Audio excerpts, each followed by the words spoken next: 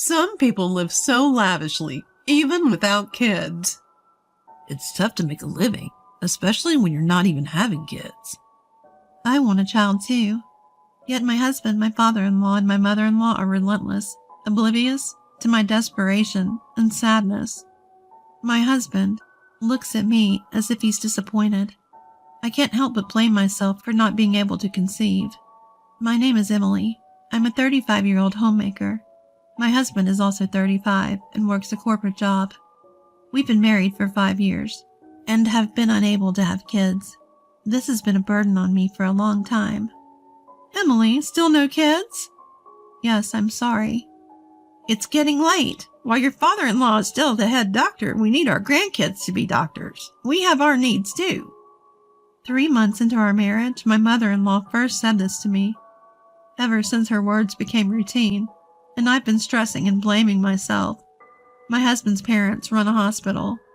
His father is the head doctor, and his sister is the deputy. It's a fairly large hospital. As the eldest son, my husband wanted to be a doctor too. However, he couldn't get into med school due to poor grades. He seems to insist that our child must become a doctor and inherit the hospital. Until you're 35. What are you talking about? You have until you're 35 to have a kid. That's the deal. But it's not something that can be achieved just by trying. My husband, like my mother-in-law, set a deadline, which makes me anxious. Our future child must be a doctor. Otherwise, there's no benefit for me. According to my husband, his sister will inevitably take over once his dad retires. Then our child will become a doctor and take the seat of the third-generation head doctor. That's the plan. Truth is, his sister has a daughter in middle school who excels in studies and dreams of becoming a doctor like her mom. My father-in-law adores her. So there's already a candidate to inherit the hospital. Although it's not like there's no successors, my husband seems to have different thoughts. If this continues, his sister will become the second-generation head doctor, but he cannot stand the thought of letting her daughter inherit after that. And agreeing with him is my mother-in-law. She adores my husband and feels sorry that he couldn't become a doctor. That's why she keeps nagging me to have a child soon. He couldn't become a doctor due to his lack of aptitude. Holding on to that dream for their grandchild seems misguided. Amid these conflicting intentions, I ended up being suspected of infertility 2 years into our marriage and had to see a specialist. Since my father-in-law's hospital didn't offer the service, my sister-in-law introduced me to a friend who's a doctor. Upon returning from my first consultation, my mother-in-law immediately called. "What's the issue? Do you have some sort of defect?" I was stunned by her bluntness, but reminded myself that she's always straightforward and answered. No, they didn't say it was a flaw, but stress could be a factor. They recommend taking it easy. Then, from the other side of the phone, I hear my father-in-law shouting, "Bring those test results here now." So quit your job and laze around the house all day. What stress could you possibly have? I'm sorry. I had to listen to my mother-in-law's lectures for a while longer before hanging up. At that moment, I didn't realize I'd have to go through many more conversations like this. My struggle with not being able to conceive started affecting my husband too.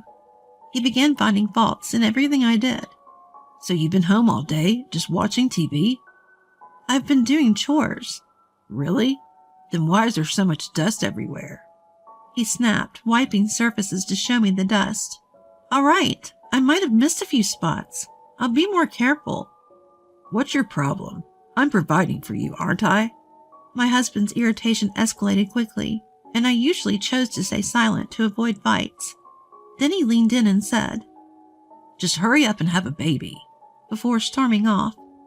Life at home was growing more and more strained. While facing the ongoing pressure to have children from my husband and mother-in-law, I started wondering if the problem might actually be with him. Not that I was suspicious, but if I'm healthy, it's reasonable to consider whether he might be the issue. However, both he and my mother-in-law dismissed the idea outright. One day, I mustered the courage to discuss it with him. "Don't you think we should get checked? I don't seem to have any issues. What about you?" What are you implying? That I'm the reason we can't have kids? I'm not accusing you of anything, but if it's an issue, we need to treat it, right? You're joking. There's no way I'm the problem. He stormed off, furious. I tried bringing it up in different ways, asking him to consider testing. But he was stuck on blaming me. I couldn't push it further, and the problem remained unresolved. Then, a shocking event unfolded. I found out my husband was cheating. He was coming home late every day, looking uneasy and restless. I had suspicions, but didn't plan on gathering evidence. At that point, love might have already been missing from our relationship. One day my husband and I visited his parents' house.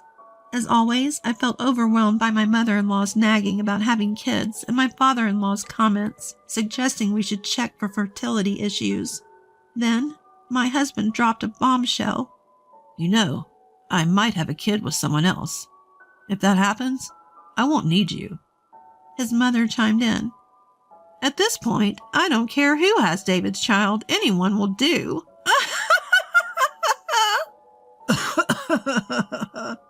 They both laughed, uproariously. I felt my patience nearing its end. Time passed aimlessly as my husband continued his affairs with his mother's approval. Then I got a message from my sister-in-law saying she was in the area. We met up at a local cafe, and she had surprising advice for me. Emily, why not go back to work? I'd love to, but you know they'd be against it. You haven't been able to have kids even as a homemaker. Plus, you have a nursing degree, so why not use it? I always found great fulfillment in my work as a nurse. My sister-in-law had watched me suffer quietly and said that enough was enough with my in-laws. You're becoming their stress ball, she said, pushing me to talk to my husband about returning to my nursing job. However, he flat out refused. What if you get pregnant? You'll just quit, causing trouble for everyone, he argued, making it sound like my only job was to bear children. I snapped back. What about you? You haven't even checked if you're the issue, blaming everything on me.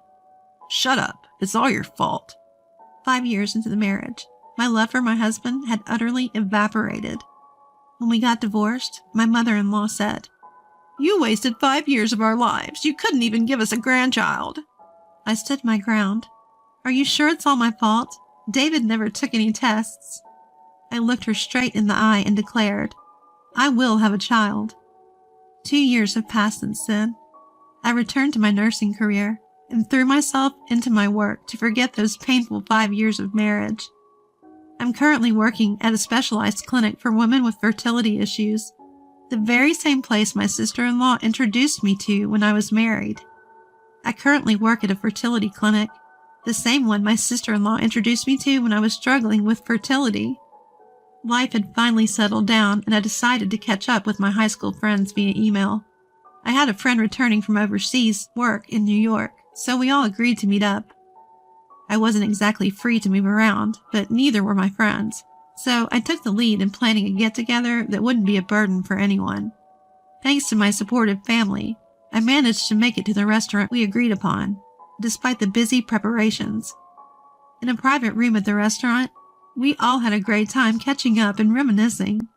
After a while, I excused myself saying, I'll be right back, and left the room. The restaurant was bustling, filled with lively conversations. Among the chatter, it was easy to pick out a familiar voice. Long time no see, I said, approaching a table for 7. All eyes at the table turned toward me. Among them was a face that couldn't hide its surprise. What are you doing here? My ex-husband David looked at the twins I was holding, and his face turned to one of shock. His parents, sitting across from him, were equally shocked. Yes, I had remarried after divorcing David, and was now a mother of twins. What's the meaning of this? Interrupting our meal? How rude! My former sister-in-law, sitting next to my former mother-in-law, continued eating as if nothing had happened. I told you during the divorce, didn't I? I wanted to show you my adorable babies. Did you now? Don't play dumb. I was bullied for being the wife who couldn't get pregnant by both David and you. That's a baseless accusation. Really? You said it was my fault. You said it was all my fault for not being able to have kids. Yet you never even got yourself tested. David averted his eyes and clenched his fists on the table. And you threatened to have a child with someone else. Your mother even said it didn't matter who gave birth, remember? As I said this, a few of my friends approached and said, David, long time no see. We've heard a lot from Emily. You've changed a lot since high school, haven't you? David and I were high school classmates, so the friends I was meeting today were also his classmates. The ones looking stunned were a modest-looking woman sitting next to my ex-husband, and people who seemed to be his parents. I'm sorry for interrupting. Were you announcing your marriage? If so, let me give you some advice as your senior in this household. My ex-husband and his mother looked shocked and tried to stop me. Ignoring them, I raised my voice and said to the woman, Can you have kids? If you don't have them soon, you'll be bullied by these two, you know? The woman looked instantly uneasy and exchanged glances with her parents. Then my former sister-in-law, who had been quietly eating, spoke up. If you're worried, you should back out. What she said is true. It's embarrassing, but that's how our family is. What are you talking about, sis? You're not after Emily's child, are you? You're after Dad's position as the hospital director, right? Let's talk about that later. Who says the director has to be a doctor? I'm stepping down, so go ahead. With that, she placed her napkin on the table and said, I've been invited by a friend who's a doctor. Why don't you come to our fertility clinic? Everyone was speechless at her words. Yes, my former sister-in-law had always supported me behind the scenes. She had always felt uncomfortable with how her parents ran the hospital, their attitude towards patients, and my brother's ambitions. She even helped me with this revenge. She was the one who told me about the restaurant and my ex-husband's pre-wedding meeting. Unable to take it anymore, my ex-husband's girlfriend left the scene with her parents. My ex-husband tried to chase after her and smooth things over, but was yelled at by her father, collapsed on the spot, and started crying. Seeing this, my former mother-in-law also started crying, and my father-in-law couldn't stop shaking. Afterward, my former sister-in-law officially resigned from my ex-father-in-law's hospital, came to work as a doctor at the fertility clinic where I work. After she left, the number of patients at my father-in-law's hospital plummeted, partly because she was well-liked and partly because of the restaurant incident. My ex-husband quit his job and tried to turn the business around, but apparently it was pointless.